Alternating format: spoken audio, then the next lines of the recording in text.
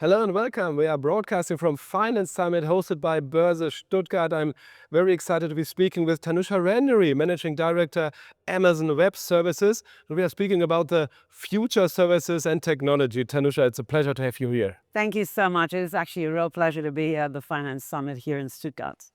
How do you see the current moment in financial services technology comparing to historical innovations? Yeah, look, I think Europe's greatest strength has been the ability to completely reimagine futures. So everything from the printing press to sustainable technologies and banking innovations. And so I think we're at that very interesting point right now in Europe's history, as well as in the financial services industry, almost on the cusp of a financial renaissance, right? If I think about it. And Gartner is saying that almost 80% of financial services companies are going to be using generative AI in some form or the other by 2026. So we are in very transformative times. But I think the key unlock for banks, for financial services, for insurance companies, for fintechs is going to be the adoption of an AI mindset.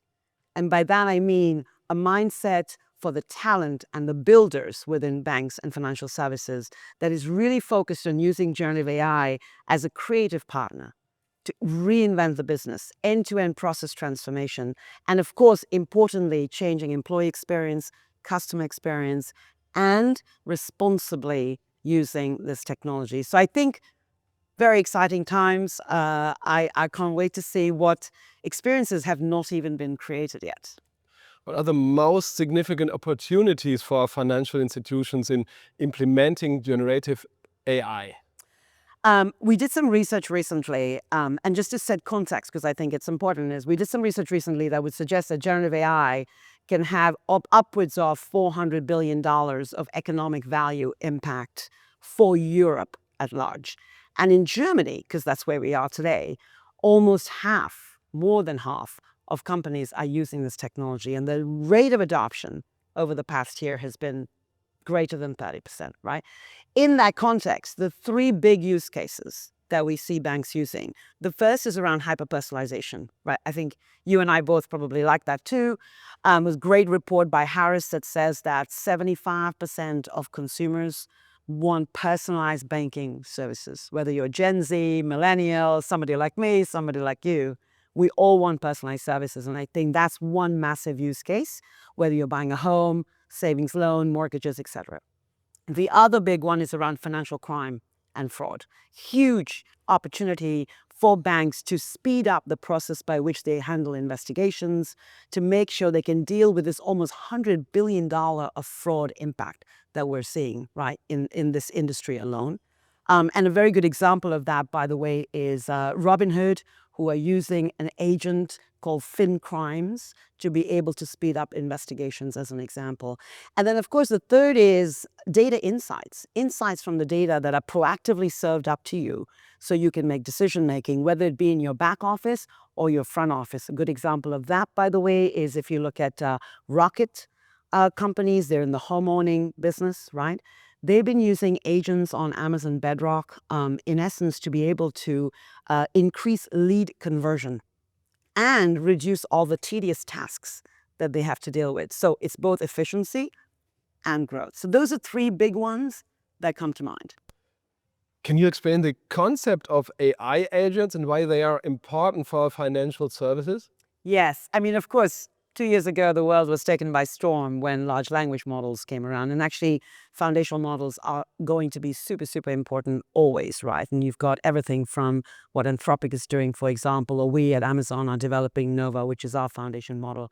And they're a very, very important input as we think about agentic AI. But agentic AI has come along. And what's the difference? Agentic AI is about when an agent can actually plan, reason, and act on your behalf. So I'll give you a nice example, not in the financial services industry.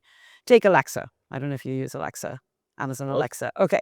Previously, Alexa, you could say, Alexa, play me XYZ jazz song from the 20s or 50s, 40s or 50s. Today, Alexa, we've remodeled the brain of Alexa, right, using Amazon Nova, which means Alexa now can actually perform tasks on your behalf. You could say, I would like to go on safari, which is where I spend my summer.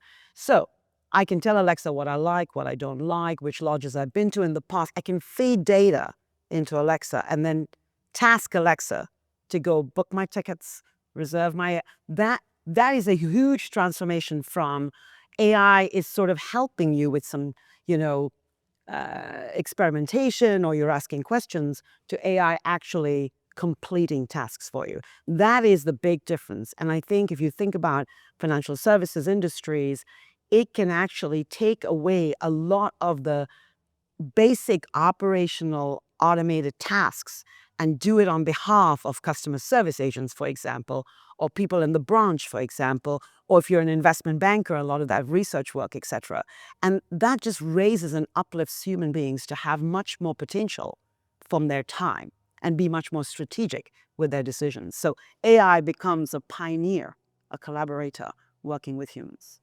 How is AWS supporting European financial institutions in their AI journey? We have been in Europe since 2010, and it's a really important part of our entire global infrastructure. We've invested about $320 billion into Europe since 2010. Amazon employs about 200,000 plus employees here. We are creating economic value with the infrastructure that we've put in place. 8 big, what we call regions, or data center and AI infrastructure regions here in Europe alone. And of course, we've been very much listening to what Europe needs and has. And while our data centers are built sovereign by design, we know that there are certain types of data and regulatory requirements that require even further levels of sovereignty. So I'm super excited that we are launching this year in Germany, actually, the European Sovereign Cloud. And it's a, almost 8 billion euro investment that will remain incrementally to be able to put this in Brandenburg, actually in Germany.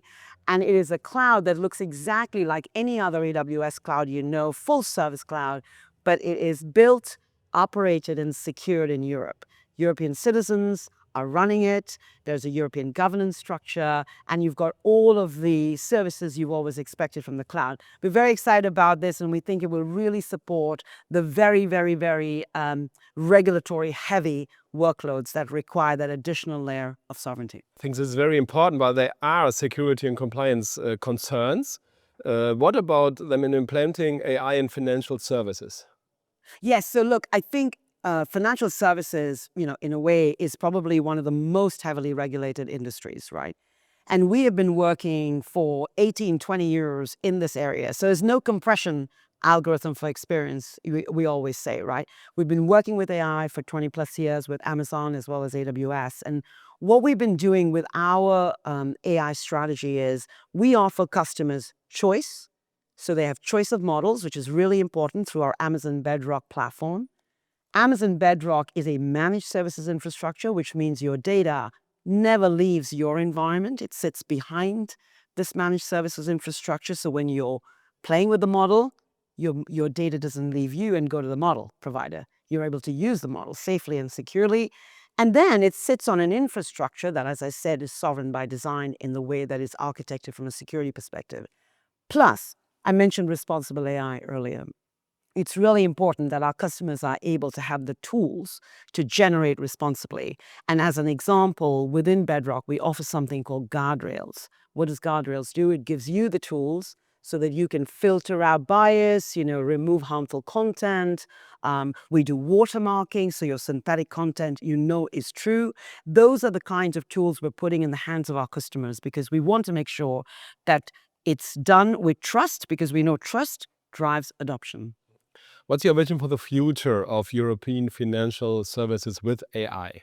Look, I think I mentioned earlier, the opportunity is tremendous. I think Europe sits on the brink of an unprecedented time, actually, to really capture and harness this technology and drive that upwards of $400 billion of economic value. I think for Germany, it's phenomenal with the institutions that we see here already adopting AI. We believe Europe now sits, as I said, at this point of financial renaissance again.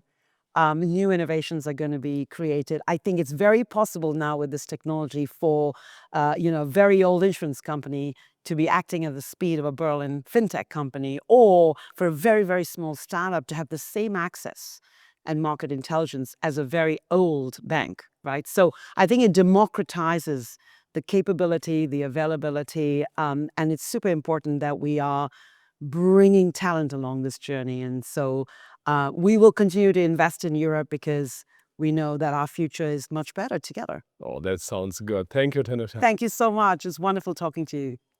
Thanks. And wenn Sie weitere Videos gucken wollen hier vom Finance Summit, können Sie das unter anderem tun bei markt- und mittelstand.de oder auf dem YouTube-Kanal der Börse Stuttgart.